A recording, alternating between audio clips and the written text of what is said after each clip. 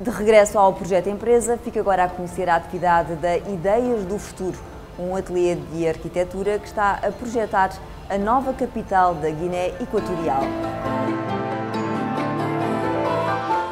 O Ateliê de Arquitetura Ideias do Futuro, ou IDF, tem 25 anos de obras feitas. O mais recente projeto é também um dos 7 que existem a nível mundial: construir uma cidade de raiz. O convite surgiu da parte do Sr. Ministro da Agricultura e Florestas, que falou connosco e que nos propôs esta ideia de apresentarmos um conceito para a futura capital da Guiné Equatorial. É uma ideia de cidade e que levará seguramente 15 ou 20 anos a ser concretizado. Este é o conceito da futura capital da Guiné-Bissau. A cidade vai chamar-se Djibouti, vai ocupar 8.000 hectares e vai ser habitada por 160 mil pessoas. Para erguer esta cidade, estima-se um investimento de 200 mil milhões de euros numa fase inicial, mas no final dos 20 anos o valor será diferente. Este é apenas um projeto que prova a dimensão internacional da portuguesa IDF. Neste momento, entre 80% a 90% da faturação da empresa já é internacional. Para estas contas, os projetos de urbanismo são os que mais pesam, mas a IDF faz de tudo um pouco. Desde o terminal de cruzeiros de Santa Apolónia, a casas-museus no Brasil, até reconstruções de cidades. É neste capítulo que a empresa do arquiteto Miguel Correia está, neste momento, a desenvolver projetos no Iraque e para onde tinha uma grande expectativa para a Líbia. Este projeto de Felá, em Trípoli, era uma das maiores fontes de receitas da empresa para 2011. Mas a queda do regime de Muammar Gaddafi mudou o destino do país e os resultados financeiros da IDF. 2011 fechou abaixo das nossas expectativas, por uma razão simples, porque nós tínhamos a Líbia como um dos mercados mais importantes para o ano 2011 e, portanto, a Líbia representava para o ateliê sensivelmente 50% da faturação deste ano e faturámos zero, não é? Mas o ano passado não foi só difícil pela IDF ter perdido os projetos da Líbia. Podemos, obviamente, queixar de um ano em que, se a empresa de facto não tivesse, ao longo dos seus 25 anos de história, tido capacidade para ter, digamos, as suas reservas, não teria sido possível sobreviver a um ano tão duro como foi o ano de 2011 e duro em dois aspectos. É duro os atrasos dos recebimentos da parte dos clientes e duro porque a banca deixou de ser algo, um parceiro com quem se possa contar, não é? Mesmo assim, Miguel Correia não desanima, até porque o ateliê ganhou 50 novos projetos no ano passado, mais de um projeto por semana. Com tantos conceitos novos para pôr em andamento, o arquiteto garante que 2012 será um ano de grandes concretizações para a IDF.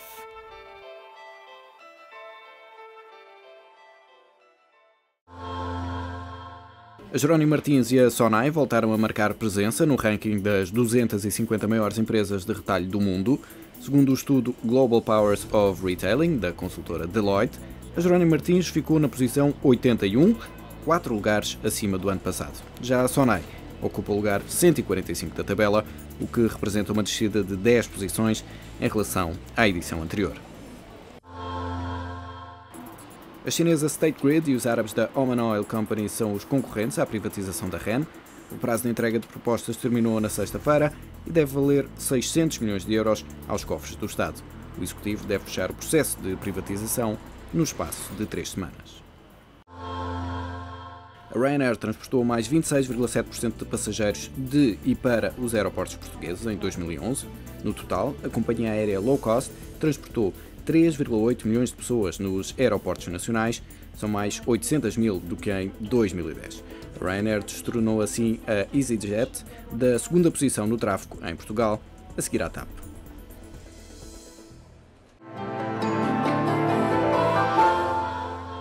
Depois dos rumores dos últimos meses, a Kodak apresentou mesmo o pedido de falência, ao abrigo do capítulo 11 da Lei das Falências dos Estados Unidos. A empresa quer proteger ativos no valor de 5,1 mil milhões de dólares e dívida de 6,8 mil milhões. A Kodak diz que assim terá mais proteção face aos credores.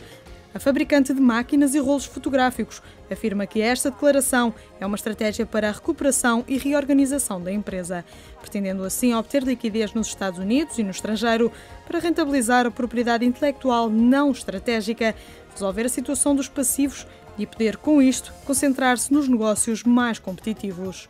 Segundo o comunicado, este pedido não inclui as subsidiárias fora dos Estados Unidos. No entanto, a empresa pretende cumprir o pagamento dos salários e manter os serviços aos consumidores nos Estados Unidos. A Kodak tem dedicado a maior parte do investimento dos últimos anos à área digital e a material de alta tecnologia, que geraram no ano passado 75% das receitas. Mas apesar disto, não tem conseguido acompanhar a evolução dos tempos. Os especialistas acreditam mesmo que a Kodak chegou ao digital com um atraso de 5 anos. A empresa tem estado com dificuldades financeiras crescentes. No ano passado apresentou a 6ª perda anual dos últimos 7 anos. Aliado a isto está o facto da cotada estar desde o início do ano sob ameaça de expulsão da Bolsa de Wall Street devido à queda acentuada do valor das ações. Os presidentes executivos e maiores acionistas da fabricante dos telemóveis BlackBerry apresentaram a demissão. Thorsten Heinz foi nomeado novo CEO da RIM. A empresa canadiana tem vindo a perder cota de mercado para a Apple e a Google depois dos modelos introduzidos em 2011 terem falhado as metas de vendas. Os lucros da General Electric caíram 1% nos últimos 3 meses de 2011. Ainda assim, superaram as expectativas dos analistas. As vendas baixaram 8% no mesmo período, ficando em 38 mil milhões de dólares. Neste caso, a quebra foi maior que as estimativas, que apontavam para um volume de negócios no último trimestre do ano passado de 40 mil milhões de euros. O grupo IKEA encerrou o ano fiscal em agosto com um volume de negócios de 24,7 mil milhões de euros, números que representam um crescimento de 7,9% face ao ano anterior. O IKEA continua a apostar na expansão, foram investidos 1,4 mil milhões de euros nos espaços já existentes e inauguradas 7 novas lojas em todo o mundo.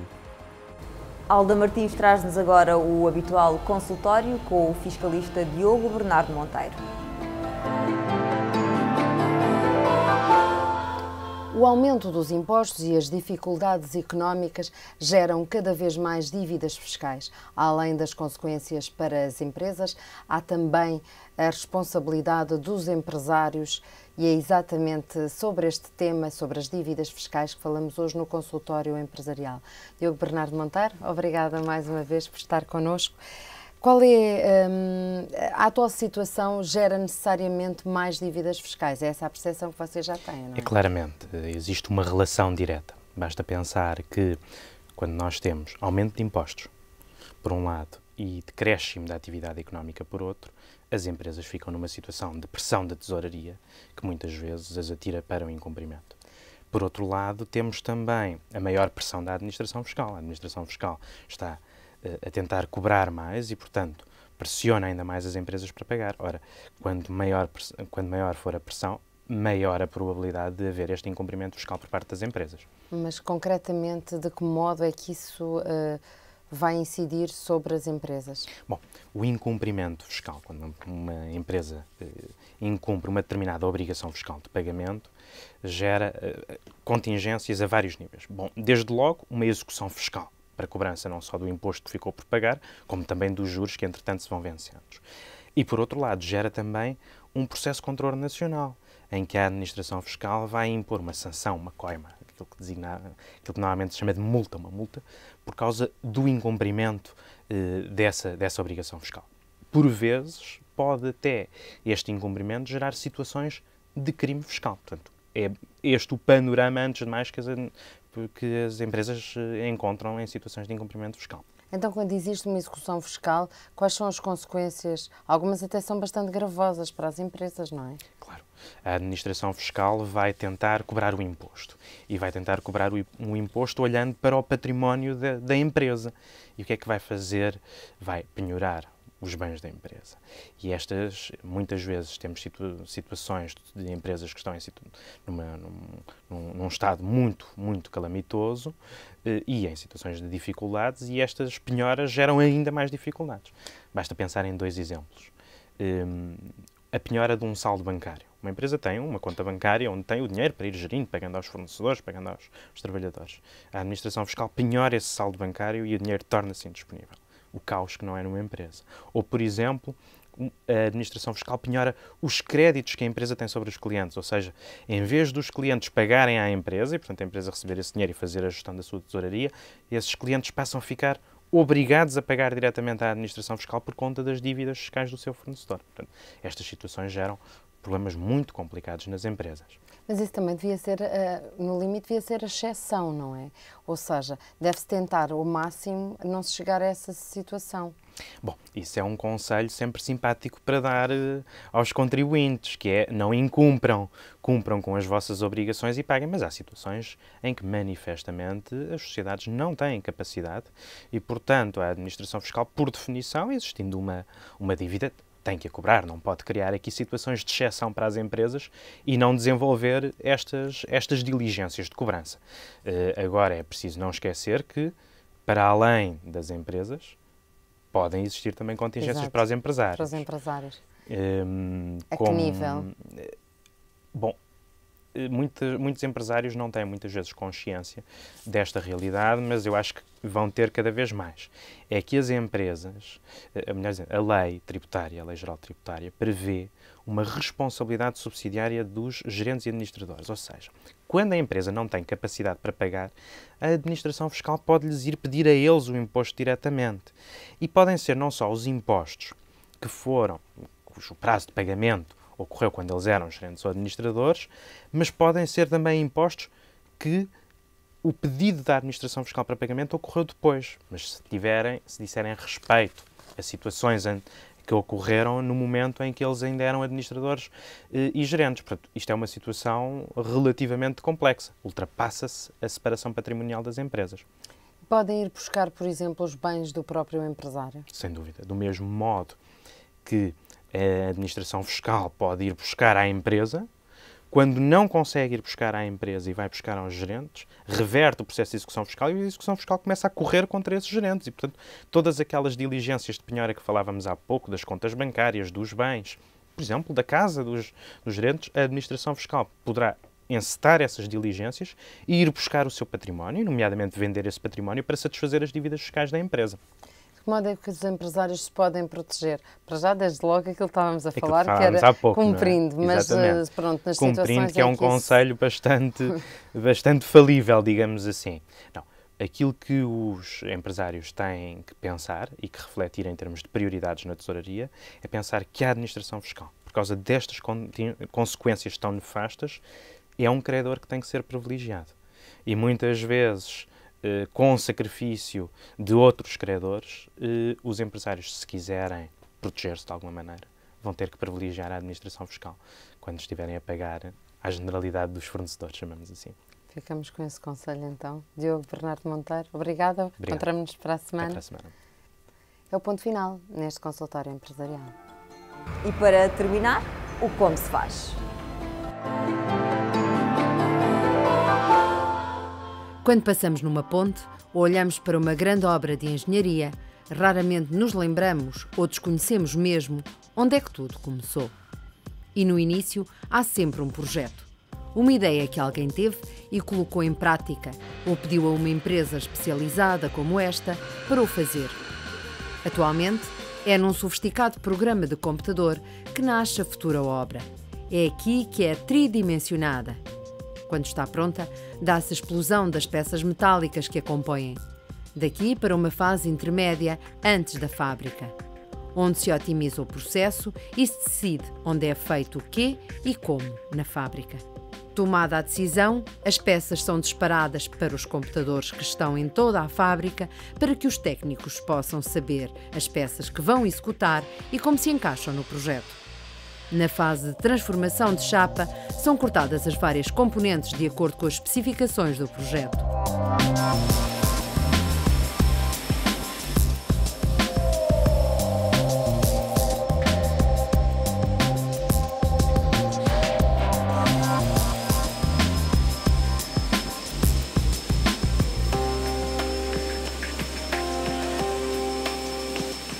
Ou, em alternativa, são transformados os perfis, uma espécie de pré-fabricados que já chegam aqui desta forma.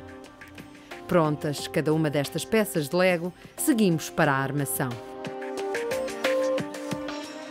em que toda a obra se encaixa como um puzzle.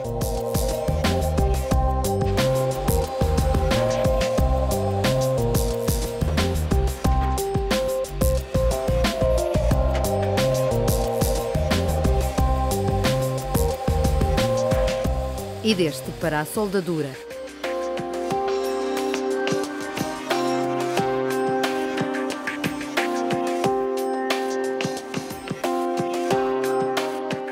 Que pode ser manual ou por máquinas, consoante a dimensão e especificidades das peças.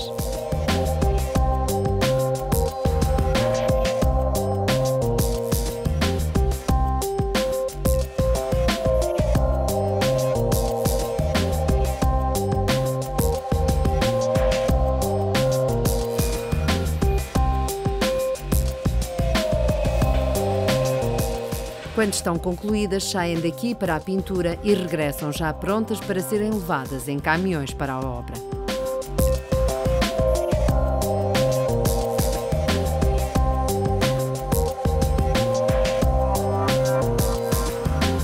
E acaba aqui o Projeto Empresa. Voltamos para a semana com mais histórias de empresas. Até lá, deixe os seus comentários e sugestões em projetoempresa@económico.pt.